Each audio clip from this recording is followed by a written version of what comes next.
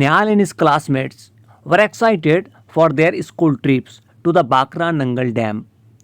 निहाल और उसके classmates baccarat Nangal dam पर अपनी स्कूल ट्रिप ले जाने के लिए उत्साहित थे, जोश में थे. They would visit the hydroelectric power house, where the force of falling water was used to generate electricity. वहाँ जाकर वो हाइड्रो इलेक्ट्रिक पावर हाउस देखेंगे, जहाँ डैम से गिरने वाले पानी से इलेक्ट्रिसिटी बनाई जाती है. देखो बच्चों, निहाल और उसके क्लासमेट अपनी स्कूल ट्रिप के लिए बहुत ज़्यादा उत्साहित थे, बहुत ज़्यादा जोश में थे, क्योंकि वहाँ जाकर वो हाइड्रो इलेक्ट्रिक पावर हाउस देखने वाले थे, जो कि नंगल डैम पर बनाया गया था. अब क्या होता है इसमें हाइड्रो इलेक्ट्रिक पावर हाउस के अंदर में, डैम से गिरने वाला वाटर टरबाइन पर गिरता है, जिसकी वजह से इलेक्ट्रिसिटी जनरेट होती है. तो उसी पावर हाउस को देखने के लिए निहाल और उसके क्लासमेट जाने वाले थे. They also looked forward to the free 13 kilometre train ride. और वो 13 किलोमीटर की फ्री ट्रेन राइड करने वाले थे, from Nangal in Punjab to Bhakra in Himachal Pradesh. It's mean Punjab के नंगल से हिमाचल प्रदेश के बाकरा तक ये 13 किलोमीटर का जो डिस्टेंस था, इसमें वो ट्रेन राइड करने वाले थे. Along the beautiful Sutlej river and through the Shivalik hills. वहाँ पर जाकर वो खूबसूरत सुजलेत रिवर देखने वाले थे एंड शिवालिक हिल्स के मज़े उठाने वाले थे. प्रायर टू द ट्रिप से पहले Nihal and his classmates were given a group assignment to prepare a presentation on the use of electricity. Nihal and उसके क्लासमेट को इलेक्ट्रिसिटी के यूसेज पर एक प्रोजेक्ट असाइनमेंट तैयार करने के लिए दिया गया था. तो देखो बच्चों, क्या हुआ, निहाल और उसके क्लासमेट्स को ट्रिप पर जाने से पहले एक प्रोजेक्ट दिया गया, जिसमें उनको ये बताना था कि हम इलेक्ट्रिसिटी का कहाँ कहाँ यूज़ करते हैं. They began by looking around their house. उन्होंने अपने घर से देखना स्टार्ट किया, अपने हाउस से देखना स्टार्ट किया. देन देयर स्कूल, फिर उनके स्कूल से. फॉलोड बाय देयर नेबरहुड, फिर उनके पड़ोस से. देयर सिटी, उनके शहर से. And finally they searched the internet. और आखिर में उन्होंने इंटरनेट पर सर्च किया. टू देयर एस्टोनिशमेंट, हैरत में डाल देने वाली बात ये थी, देयर लिस्ट केप्ट ग्रोइंग. उनकी लिस्ट बढ़ती जा रही थी. They decide to organise the uses under different headings. फिर उन्होंने डिसाइड किया कि हम अलग अलग हेडिंग देकर लिस्ट बनाते हैं. तो बच्चों, उन्होंने कुछ डिफरेंट टाइप्स की हेडिंग देकर ऐसी लिस्ट बना ली जो आपके स्क्रीन पर दिख रही है. तो सबसे पहले उनकी लिस्ट में था कुकिंग. आप कुकिंग में कौन कौन से इक्विपमेंट यूज़ होते हैं वो लिखे हैं. तो फर्स्ट ऑफ ऑल क्या है यहाँ पर में देखो लिखा हुआ है, इलेक्ट्रिक केटल है, मिक्सचर ग्राइंडर है, टोस्टर है, ऑन है और माइक्रोवेव है. Next lighting. अब लाइटिंग कहाँ कहाँ यूज़ की जाती है, तो होम्स में की जाती है, ऑफिसेज में की जाती है, स्ट्रीट पर स्ट्रीट पोल नहीं होते तो उस पर लाइट नहीं लगी होती, मार्केट्स एंड फैक्ट्रीज़ है यहाँ पर में की जाती है. नेक्स्ट जो उन्होंने हेडिंग दी वो थी ट्रांसपोर्टेशन, जिसमें ट्रेन आ गई, बस, कार, स्कूटर, लिफ्ट, एक्सकेलेटर. उसके बाद जो लिस्ट उनके पास थी बेटा, उसमें था हीटिंग एंड कूलिंग. तो कूलिंग के लिए हम फ़ैन यूज़ करते हैं, हीटिंग के लिए रूम हीटर यूज़ करते हैं. इमर्शन रॉड, गीज़र वाटर गर्म करने के लिए है ना, पानी को गर्म करने के लिए. रेफ्रिजरेटर आइसक्रीम को कूल करने के लिए. एयर कंडीशनर हमको ख़ुद को कूल करने के लिए. नेक्स्ट हेडिंग उनके पास थी एंटरटेनमेंट. और एंटरटेनमेंट में कहाँ बेटा, टेलीविज़न हो गया एंड रेडियो हो गया. उसके बाद था कम्युनिकेशन. तो कम्युनिकेशन में mobile phone, internet, others, water pump, crane, computer. तो इन सारी चीज़ों में इलेक्ट्रिसिटी का यूज़ होता है.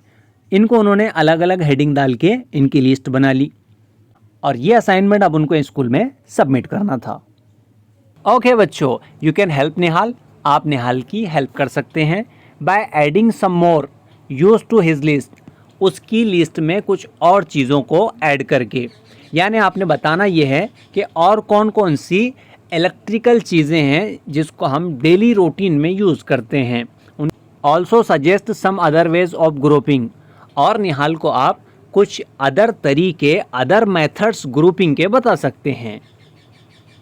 The uses of electricity, electricity कहाँ कहाँ और यूज़ की जाती हैं, जैसा कि मैंने आपको बता दिया है। We use electricity all the time, हम हर समय इलेक्ट्रिसिटी यूज़ करते हैं। चाहे हम क्लासरूम में बैठे हों तो इलेक्ट्रिसिटी का यूज़ होता है, ऊपर में फ़ैन रहता है ऑन, या फिर हम घर पर हो तो हम टेलीविज़न देखते हैं, फ़ैन ऑन रहता है, नाइट में लाइट्स ऑन रहते हैं। यानी हर जगह आपको कहीं ना कहीं इलेक्ट्रिसिटी का यूज़ मिलेगा। कुल मिलाकर हम कह सकते हैं कि हम इलेक्ट्रिसिटी का यूज़ हर समय करते हैं। So let us learn something more about electricity.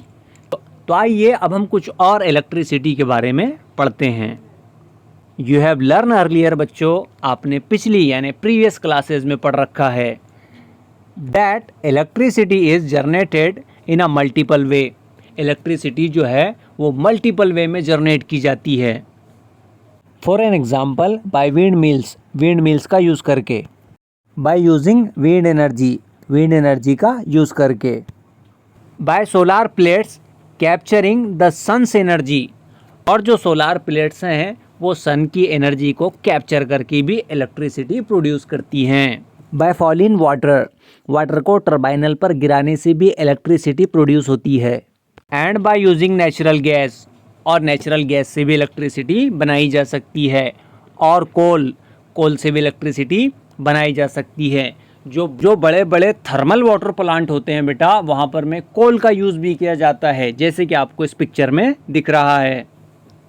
In the chapter nature's thresher in grade 6 science text book curiosity, आपने ग्रेड 6 की साइंस टेक्स्ट बुक क्यूरियसिटी में लास्ट ईयर मतलब 6 के अंदर पढ़ रखा है कि प्रकृति के ख़जानों से हमको कैसे इलेक्ट्रिसिटी मिलती है।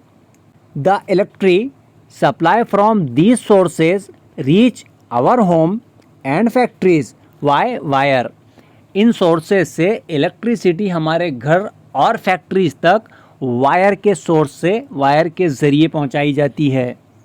For example, at home we plug in various device to the electrical sockets in the wall, हमारे घर में बेटा जो वॉल होती है ना, वॉल के अंदर सॉकेट्स लगे होते हैं electrical.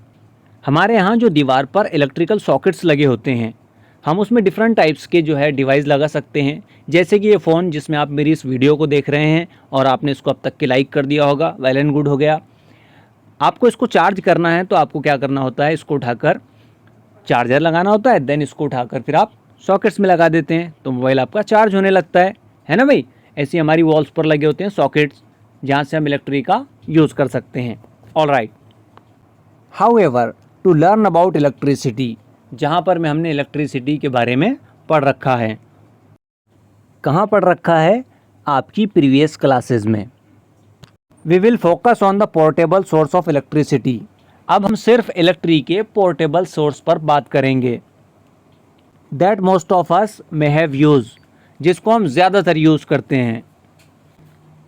Let us start with it use in a common device like a torch light. तो चलो बच्चों, अब हम इसको अपनी कॉमन डिवाइस यानी कि टॉर्च लाइट से सीखना स्टार्ट करते हैं। तो चलो बच्चों, पहले क्वेश्चन देख लेते हैं। ये साइन है डेंजर का। ऐसा साइन आपको किसी भी इलेक्ट्रिक डिवाइस पर या इलेक्ट्रिक पोल पर दिखाई देता है तो उसका मतलब है आपको वार्न किया जा रहा है ये डेंजरस है और इसको हाथ ना लगाएं। कभी भी आपने पावर सप्लाई से कोई भी एक्सपेरिमेंट परफॉर्म नहीं करना है, ना ही आपके घर पर करना है, ना ही स्कूल में करना है, क्योंकि वो बहुत डेंजरस हो सकता है। इवन पोर्टेबल जनरेटर से भी कोई परफॉर्म नहीं करना है, कोई एक्सपेरिमेंट उससे परफॉर्म नहीं करना है।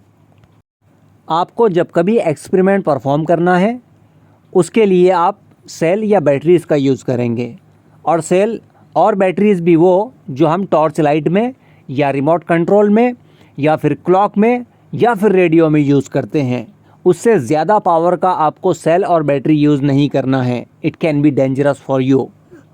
All right, a torch light, you might have used a torch light, also called a torch or a flash light. Is that clear? ये जो आपको यहाँ पर दिखाई दे रही है बेटा, इसको टॉर्च लाइट कहते हैं और फ्लैश लाइट कहते हैं। Is that clear? Okay, take a torch light similar to the one show. एक टॉर्च लाइट लेना है जैसे आपको ये दिख रही है, ऑब्जर्व इट केयरफुल्ली, और उसको केयरफुल्ली ऑब्जर्व करना है। Do you notice a lamp, यहाँ पर आपको लैम्प दिख रहा है। एंड अ स्विच, और ये इसका स्विच है। Slide it switch and observe, इस स्विच को स्लाइड करना है आपने और ऑब्जर्व करना है क्या होता है। Does the torch light glow, क्या टॉर्च लाइट ग्लो कर रहा है। Now slide the switch back to its original position, अब आपने क्या करना है, टॉर्च का जो स्विच है उसको अपनी ओरिजिनल पोजीशन पर स्लाइड करना है, मतलब बैक ले लेना है। And observe the torch lamp, और अब आपने टॉर्च के लैम्प को देखना है। यानी पहले जब आपने उसको स्लाइड किया होगा तो टॉर्च का लाइट ग्लो कर रहा होगा, मतलब टॉर्च का जो लैम्प है वो ग्लो कर रहा होगा। देन जब आपने उसको उसकी ओरिजिनल पोजीशन पर ले लिया तब जो है टॉर्च का लाइट ग्लो नहीं कर रहा होगा, मतलब वो ऑफ हो गया होगा। You might have notice that in the first position of the switch, आपने टॉर्च की फर्स्ट पोजीशन को नोटिस किया होगा। जब आपने उसको स्लाइड किया तब टॉर्च का लाइट ग्लो कर रहा था, और जब आपने स्लाइड बैक लिया यानी उसको अपनी फर्स्ट पोजीशन पर ले लिया, दैट मीन्स ओरिजिनल पोजीशन पर लिया, तो टॉर्च का लाइट ऑफ हो गया होगा। The torch lamp glow and in the other position the lamp does not glow, वही जो आपको मैंने अभी बता दिया है। Now open the torch light, what do you find inside, torch light को आपने ओपन करना है और देखना है उसके अंदर में क्या है। Inside the torch light you may find 2 और मोर इलेक्ट्रिक सेल, वहाँ आपको 1 या 2 इलेक्ट्रिक सेल मिलेंगे। इसको और अंडरस्टैंड करने के लिए वीडियो देखिए।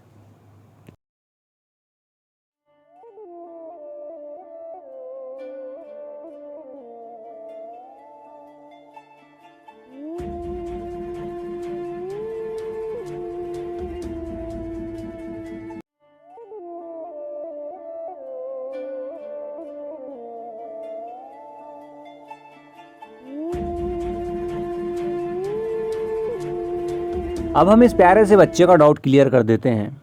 Why does the torch lamp glow in the position of its switch. तो बच्चों, ये प्यारा सा बच्चा सोच रहा है, ये बिल्कुल आपकी तरह क्यूट है, ये सोच रहा है कि टॉर्च लाइट के स्विच को जब स्लाइड किया जाता है तो लैम्प क्यों ग्लो करता है। वहाँ पर में होता है बेटा सॉकेट कंप्लीट, और जब सॉकेट कंप्लीट होता है तो इलेक्ट्रिसिटी का सप्लाई होता है, जिसकी वजह से वो लैम्प ग्लो करने लगता है।